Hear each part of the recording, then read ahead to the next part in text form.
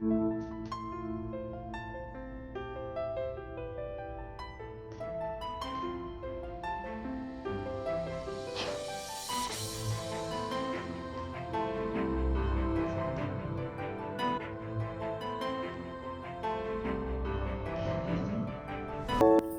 ನಮ್ಮ ಸೈನಿಕರಿಗೆ, ನಮಗಾಗಿ ಹೋರಾಡುತ್ತಿರುವಂತಹ ಸೈನಿಕರಿಗೆ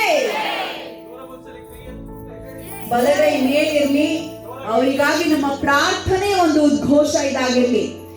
ನಮಗಾಗಿ ಗಡಿಯಲ್ಲಿ ಪ್ರಾಣ ಕೊಡೋದಕ್ಕೂ ರೆಡಿಯಾಗಿ ನಿಂತಿರುವಂತಹ ವೀರ ಸೈನಿಕರಿಗೆ, ಭಾರತೀಯ ಸೇನೆಗೆ, ತಾಯಿ ಭುವನೇಶ್ವರಿಗೆ, ಭಾರತಾಂಬೆಗೆ, ಕರ್ನಾಟಕ ರಕ್ಷಣಾ ವೇದಿಕೆಗೆ, ರಾಜ್ಯಾಧ್ಯಕ್ಷರಾದಂಥ ಟಿ.ಎನ್. ನಾರಾಯಣಗೌಡರಿಗೆ, ಎಲ್ಲ ವೀರ ವನಿತೆಯರಿಗೆ, ಕರವೇ ಹೆಣ್ಣು ಹುಲಿಗಳಿಗೆ ಧನ್ಯವಾದಗಳು.